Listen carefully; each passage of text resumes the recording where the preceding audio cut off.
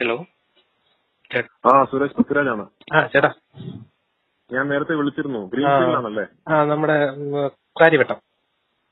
ശരി ശരി. ഇപ്പൊ എങ്ങനെയുണ്ട്?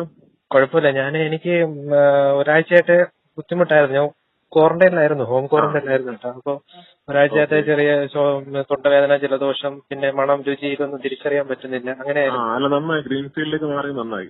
ഒന്നുമില്ലെങ്കിലും വീട്ടിലും ചുറ്റുവട്ടത്തുള്ള മറ്റാൾക്കാരെ അല്ല, വീട്ടുകാരെ ഇന്ന് ഞാൻ 13 ആയിരുന്നു എന്നെ ടെസ്റ്റ് ചെയ്തത്, സിംറ്റംസ് കാണിച്ചപ്പോൾ. അപ്പൊ ഇന്ന് രാവിലെ പോസിറ്റീവ് ആണെന്ന് പറഞ്ഞു. അപ്പൊ അതിന്റെ അടിസ്ഥാനത്തില് അച്ഛനും അമ്മയും വൈഫിനെയും കൂടെ ഇന്ന് ഉച്ചയ്ക്ക് ശേഷം ടെസ്റ്റ് ചെയ്യാൻ വേണ്ടി കൊണ്ടുപോകുന്നുണ്ടെന്ന് ചേച്ചി പറഞ്ഞിട്ടുണ്ടായിരുന്നു. ശരി, നല്ല കാര്യം. നല്ല കാര്യം. ഗ്രീൻഫീൽഡിൽ എങ്ങനെയുണ്ട് സൗകര്യങ്ങളൊക്കെ?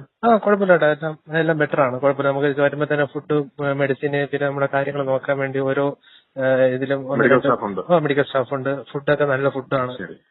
എല്ലാ സജ്ജീകരണങ്ങളും ഉണ്ട്. Okay, very good. എന്തെങ്കിലും സാമ്പത്തികമായിട്ട് എന്തെങ്കിലും ആവശ്യങ്ങൾ? അയ്യോ ഇല്ല. ഉണ്ടെങ്കിൽ ഒന്നെങ്കിൽ എന്നെ നേരിട്ട് അറിയിക്കുക, അല്ലെങ്കിൽ ഫാൻസിൽ ആരെങ്കിലും അറിയിക്കുക. ഓക്കെ, ശരി ശരി. ഓക്കെ, പേടിക്കൊന്നും വേണ്ട. ഇതിപ്പോ കോവിഡ് പോസിറ്റീവ് ആവാന്ന് പറഞ്ഞാൽ ഇപ്പൊ ഒരു വലിയ കാര്യമൊന്നും അല്ല. ഓക്കെ. അല്ല, എല്ലാവർക്കും വരുന്നത്. ഞാൻ ഓൾറെഡി കോവിഡ് മിക്കവാറും നമുക്ക് എല്ലാവർക്കും വോളണ്ടിയർ ആയിരുന്നു. ഞാൻ സന്നദ്ധ ഇതിൽ വോളണ്ടിയർ ആയിരുന്നു. അവിടെ നിന്ന് എവിടെ കയറിയതാണ്. Very good. അത് വലിയ കാര്യമാക്കണ്ട.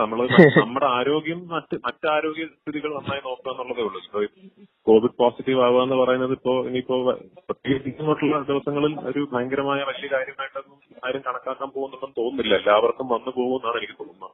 ഓക്കെ. എല്ലാരും വിളിക്കും. സന്തോഷേട്ടനും നിതിനും സുധീപേട്ടനും ഒക്കെ ബാലയൊക്കെ എന്നെ 1 മണിക്കൂർ ഇടവിട്ട് വിളിച്ച് കാര്യങ്ങളൊക്കെ അന്വേഷിക്കാറുണ്ടായിരുന്നു. ഞാൻ ഈ